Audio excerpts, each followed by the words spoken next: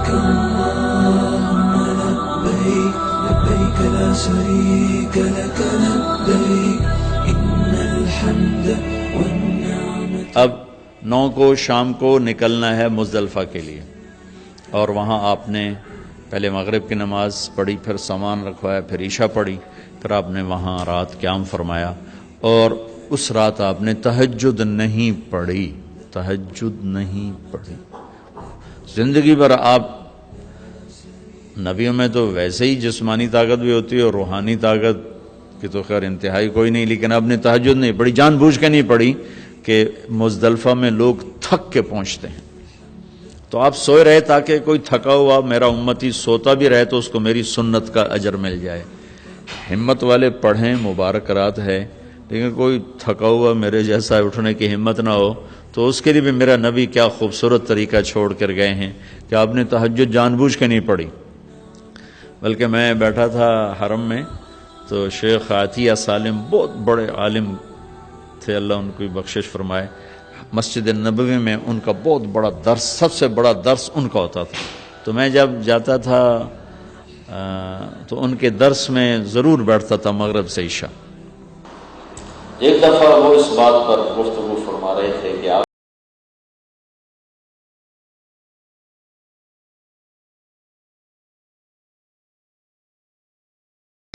وطر پڑھے کہ نہیں پڑھے، تو فرما رہے تھے کہ دیکھو بھائی میں نے تو بہت کوشش کی، مجھے کسی کتاب میں نہیں ملا کہ آپ نے وطر پڑھے کہ نہیں پڑھے، اگر کسی کو مل جائے تو مجھے آ کے بتانا، میں اسے بہت بڑا انعام دوں گا، میں اسے بہت بڑا انعام دوں گا.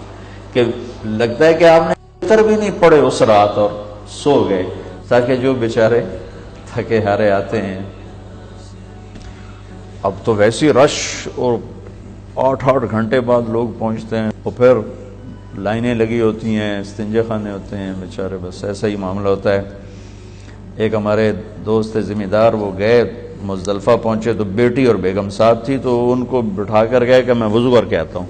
سامنے ٹوائلٹس تھے اور وہ کہتے میں نشانیاں لگا کے گیا، یوں نشانیاں لگا کے بھائی ایتھے بس کھلوتی، ایتھے اے وہ وضو دی جگہ. اب جب ان کو لگ گیا گھنٹے میں سارا نقشہ بدل گیا، وہاں سینکڑوں بسیں آ کے کھڑی ہو گئی. واپس آیا تھا نشانیاں ساریاں غائب. وہ ساری رات طواف ہی کر دے رہے گا، نہ بیوی ملی نہ بیٹی ملی.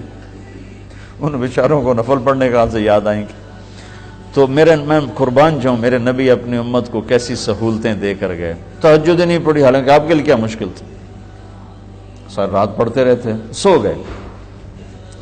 اذان پہ اٹھے، پھر نماز کے بعد آپ نے دعا مانگی، جس کو وقوف مزدلفہ کہتے ہیں، اشراق سے پہلے. پھر اشراق کے بعد آپ وہاں سے نکلے اور سیدھے پہنچے بڑے شیطان کے پاس. اونٹنی سے اترے، حضرت اسامہ نے اونٹنی پکڑ لی، حضرت بلال نے اوپر ایسے چادر کر کے سایہ کر دیا تھا، 7 کنکر مارے.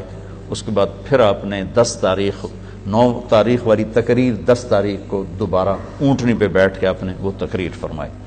پھر اس کے بعد آپ اترے اور آپ نے 63 اونٹ ذبح فرمائے اپنی طرف. 63 سال عمر کے تھے، 63 اونٹ. 100 اونٹ ساتھ تھے، تو 100 میں سے 63 الگ کیے، 63 میں سے 5 سامنے کھڑے کیے، ان میں سے ایک آگے لا کر اس کو ذبح کیا. تو ساری دنیا نے عجب نظارہ دیکھا. اونٹوں میں جنگ شروع ہو گئی، ہر اونٹ آگے بڑھ کے ذبح ہونے کے لیے زور لگا رہا تھا.